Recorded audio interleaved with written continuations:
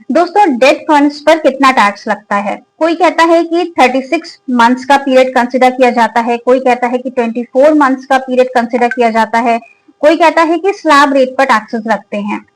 जिस तरह से इक्विटी के लिए हम लोग श्योर हैं कि 12 मंथ्स का पीरियड कंसिडर किया जाता है कि शॉर्ट टर्म माना जाएगा या लॉन्ग टर्म माना जाएगा, इस तरह से डेट फंड्स में कितना पीरियड कंसिडर किया जाता है।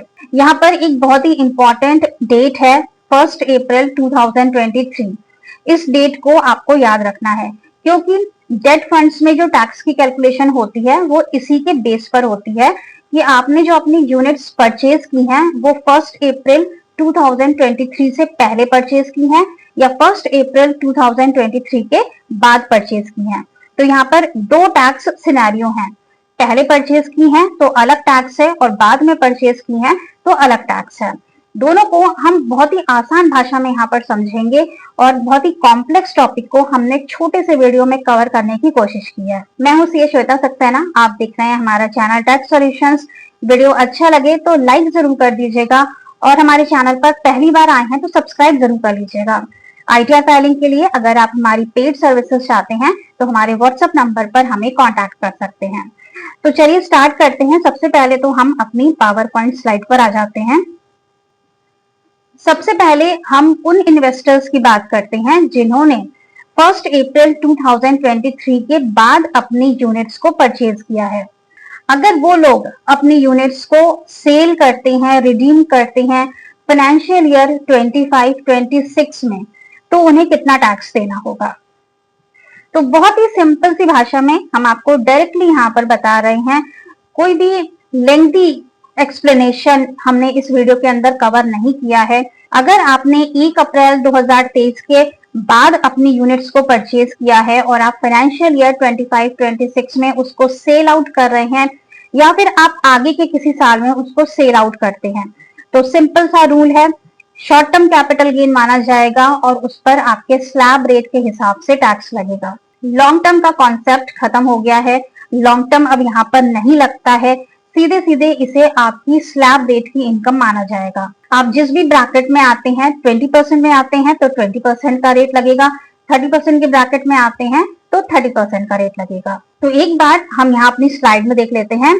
यूनिट्स परचेज्ड आफ्टर 1 अप्रैल 2023, अगर इनको ट्रांसफर किया, रिडेम्पशन किया या फिर मेच्योरिटी हो गई इनकी, तो इनको शॉर्ट टर्म कैपिटल गेन ही माना जाएगा और टैक्स लगेगा आपके स्लैब रेट के हिसाब से। कोई भी लॉन्ग टर्म बेनिफिट नहीं, कोई भी इंडेक्सेशन बेनिफिट नहीं। कुछ important points, holding period irrelevant हो गया है। होल्डिंग पीरियड से कोई भी मतलब नहीं है, चाहे आपने 1 साल उसे रखा है, चाहे आपने 2 साल, 3 साल, चाहे आपने 10 साल उसको रख के फिर आपने उसको बेचा है।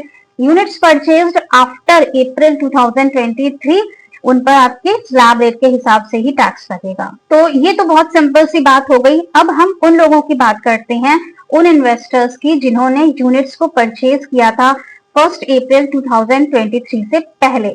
यहाँ पर थोड़ी सी कॉम्प्लेक्सिटी है लेकिन बहुत सिंपल है, समझते हैं। 1 अप्रैल 2023 से पहले जिन्होंने यूनिट्स को परचेज किया था, उनके लिए पहले कॉन्सेप्ट था कि 36 मंथ्स का पीरियड कंसिडर किया जाता था।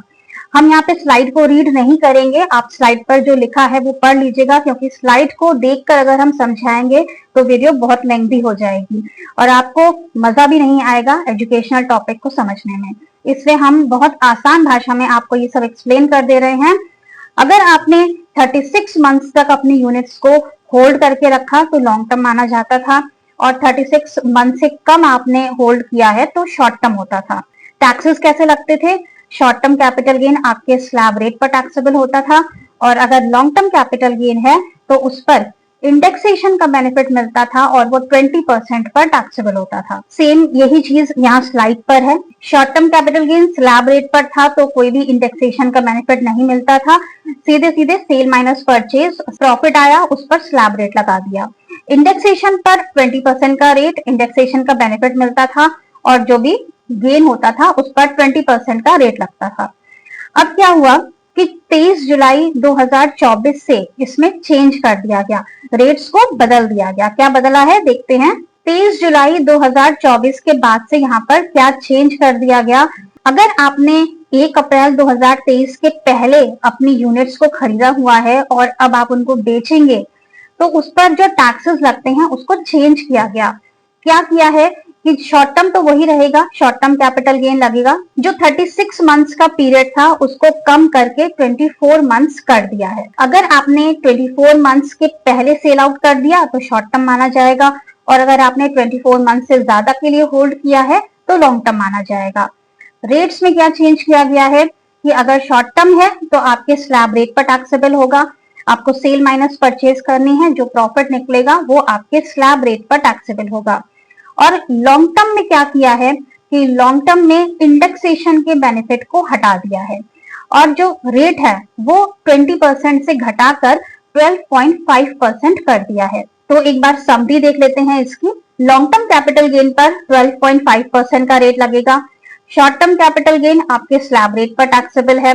लॉन्ग टर्म कैपिटल गेन के ट्रीटमेंट के लिए 24 मंथ्स का पीरियड कंसिडर होगा, जो कि रिड्यूस कर दिया गया है, 36 मंथ्स था पहले।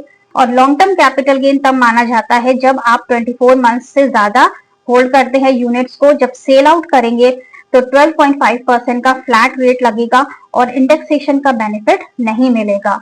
सीधे सीधे सेल माइनस परचेज करना है और जो भी आपका गेन आएगा उस पर 12.5% का टैक्स लगेगा।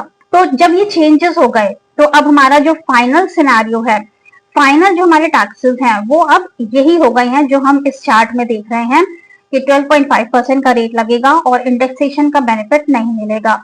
और ये जो सिनेरियो है ये उन लोगों के लिए है जिन्होंने यूनिट्स को परचेज किया था 1 अप्रैल 2023 से पहले, जो हमने पिछली स्लाइड में देखा था जहां पर हमने 36 मंथ्स की बात की थी। तो उस वाले सिनेरियो को अब खत्म कर दिया गया है, उसे आप भूल जाइएगा।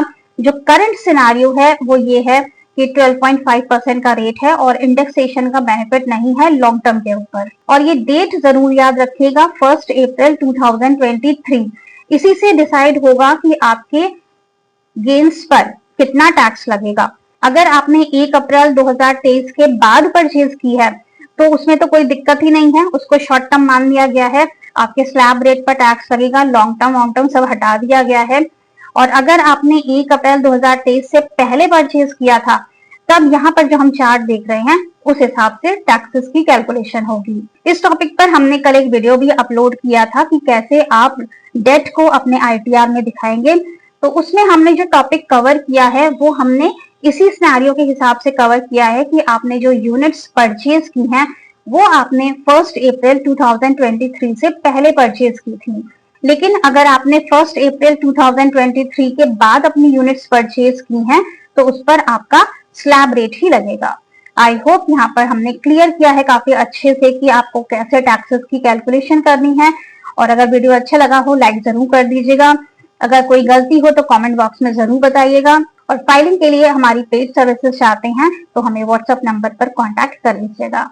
मिलेंगे नेक्स्ट वीडियो में, तब तक के लिए खुश रहिएगा, मस्त रहिएगा। Thank you.